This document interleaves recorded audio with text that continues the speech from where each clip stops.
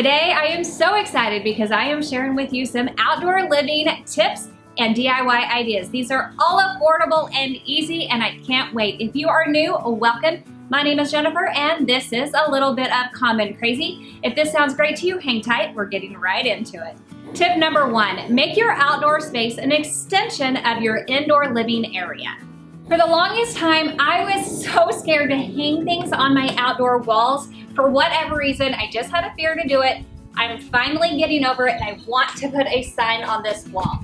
So the first thing that I did is I went into my husband's area where he has a lot of scrap wood. You can also find some free wood if you go into Home Depot. They have like a little stack of like little cuts there, or even go to facebook.com and you can find some free wood. Once I grabbed my pieces of wood, I assembled them together to make a sign that was perfect for my size wall. And then I painted that white. And then with the help of my Cricut, it was time for me to put my sign all together. So starting in design space, I first like to select a shape. I'm using a square, and then I unlock it and size it so that it matches my sign.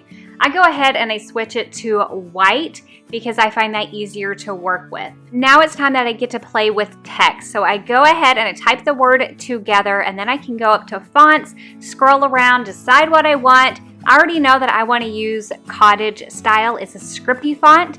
Because it's a scripting font, I want the letters to connect. So how I do that is I go to the top right side and I hit ungroup. I then use the arrows on my keyboard to adjust the letters and move them so that they are touching one another. Once I have them where they are all connected, I do notice that my T is capitalized, so I do change that to a lowercase t. I select them all together. I go to the bottom right hand side where it says weld. I select that, and that makes everything so they are joined together. It will cut in one solid word instead of individual letters. After that, it was time for me to add the "is my favorite place to be." Again, I typed that in. I got to choose a font. I went with Andel Mono. I placed everything, sized it. I don't need that square anymore, so I got rid of that square. I did attach "is my favorite place to be" so that it would cut exactly where I wanted it, stacked on top of one another. Because this is a rather large sign, it does tell me that I do need a larger mat. Now, if you do have the Maker 3 or the Explorer 3, you could actually use smart vinyl and no mat at all, and you would be just fine as well. Do a quick little weed. I love weeding when the letters are large because it just weeds super easy. Apply your transfer tape so that you can apply it to your sign, and then it's time to apply it.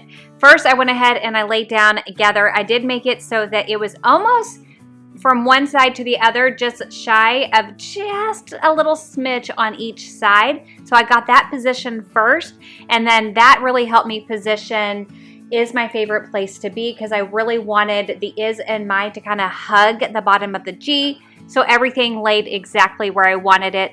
I absolutely love the sign. This is exactly what I want my porch to be, is a gathering place for my family and my friends.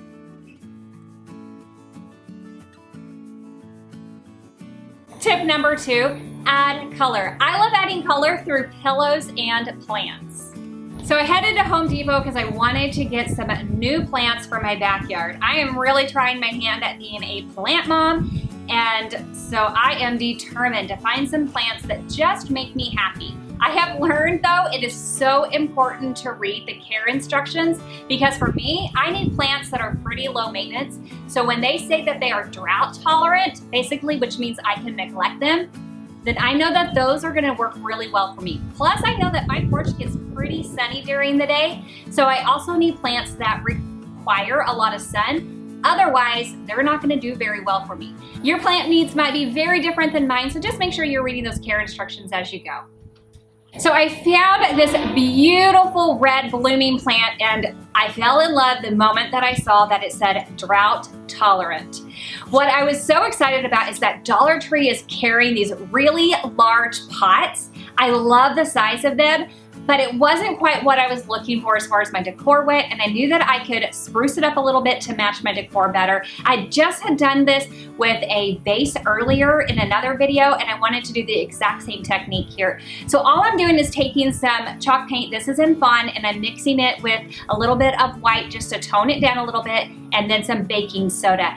I want it to be thick, kind of like an icing, almost like a thicker than pudding, like really thick, and then I just pounce it on. This is a Dollar Tree brush that I'm using in order to do that, and I pounce it all over. If you find that it's a little bit too wet in some areas and it gets drippy, that's okay. Just go back in with that paintbrush and just pounce it back.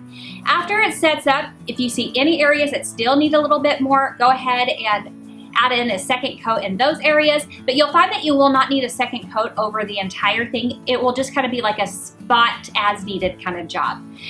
Once you've done that, then you're gonna go in and add some more white paint to the color that you have chosen to lighten it up even more, and then you're gonna add that sporadically. That way you get a two-tone look to this, and that really gives that faux stone look, and I absolutely love the way this looked. What really brought this up and made it look high-end is I made sure that I did take it over the edge ever so slightly so that where the soil met, you only see that faux stone on the outside and then going into that inside, and so nobody can tell that this is plastic underneath.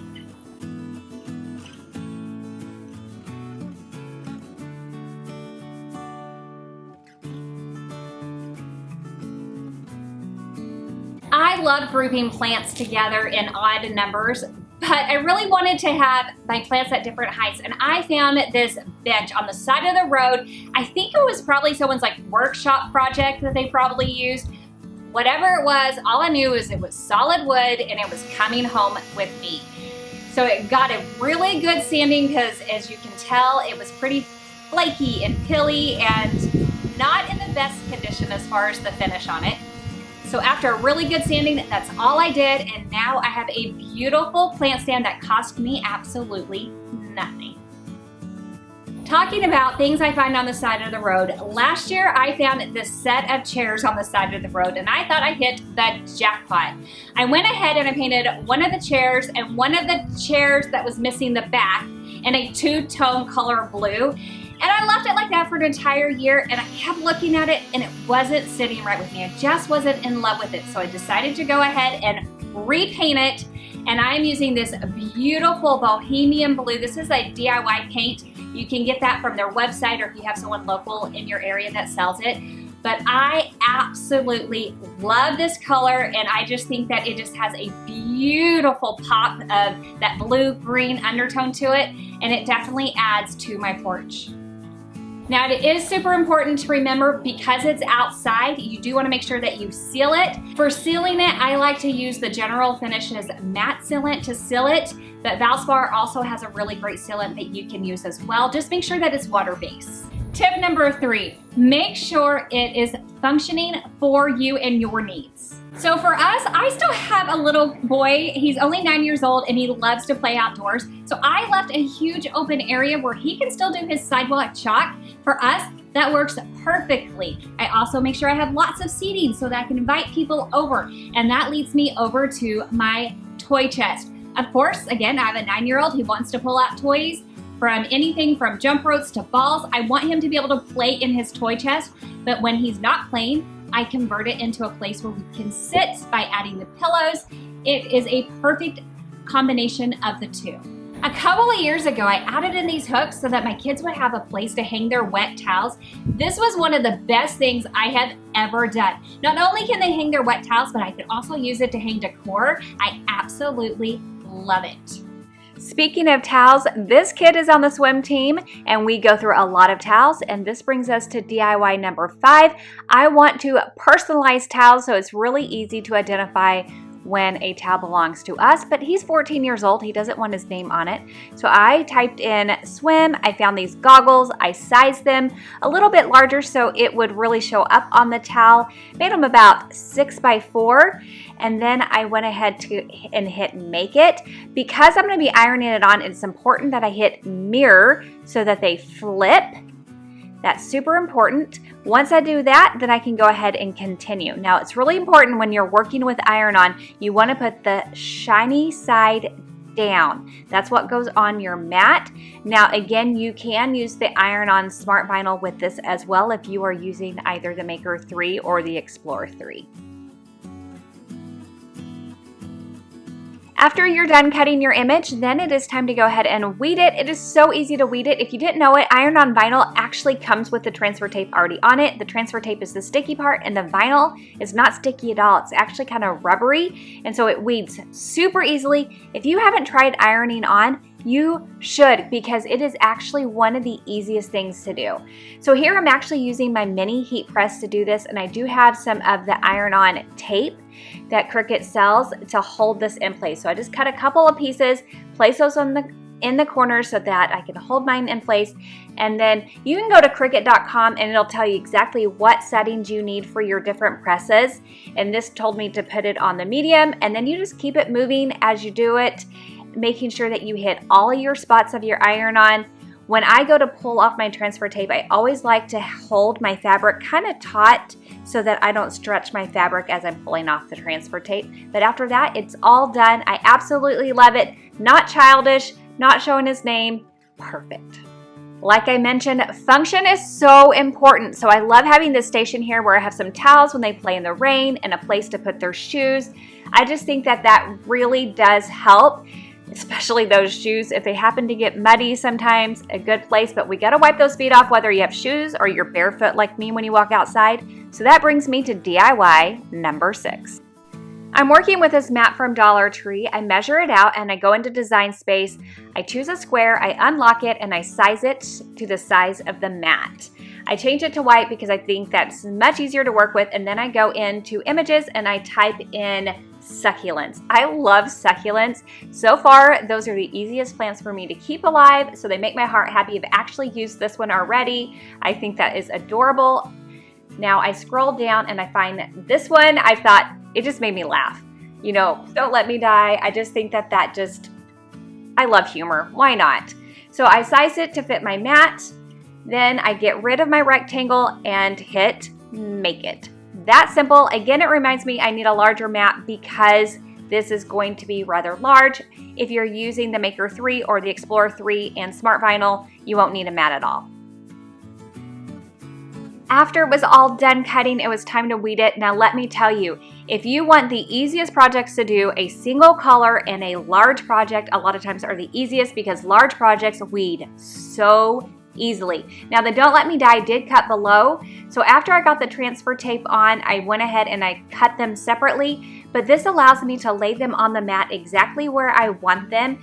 Now because the mat's a little bit fuzzy, you're going to go slow as you remove the transfer tape, making sure the vinyl is sticking to the mat. It will do it. It's not going to take that long, but you are going to go slower than you would if you were doing it more on a flat, hard surface.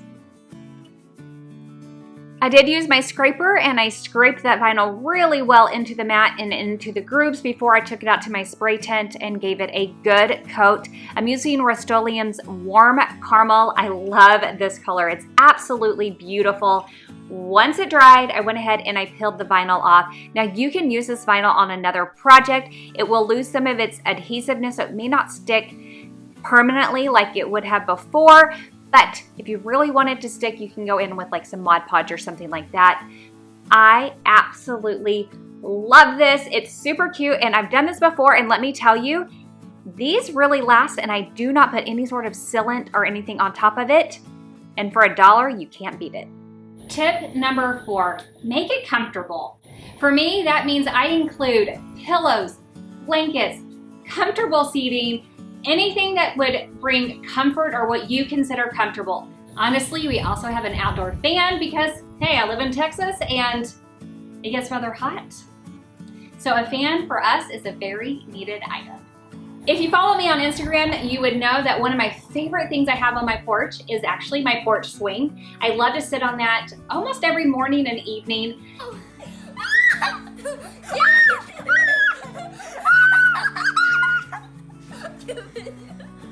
And for a while there, it wasn't getting used because we had it in a spot in our yard that I just wasn't going to. Well, we ended up building a retaining wall between us and our neighbors, which required us to move our swing and put it on the porch. And let me tell you, that was the best thing that ever happened, because now my swing gets used almost on a daily basis and I could not be happier. So if you find that you have something that you think you love but you're not using it, maybe it's just the location of it. So think about that, and maybe you just need to move it. Tip number 5, use different textures. Just like when you're decorating on the inside, you want to make sure that you are doing the same thing on the outside. And I love using a combination of metal, fabric, and wood. DIY number 7 is this cute little chair stool. I actually did this last summer. Again, when I found this whole stack of chairs on the side of the road and I thought I hit the jackpot, this was one of those chairs. And I was so excited to turn this into a little side table. So I wanted to go in again with my Cricut, and thank goodness for Design Space, I was able to find this really cute medallion to create a really fun little stencil to put on it.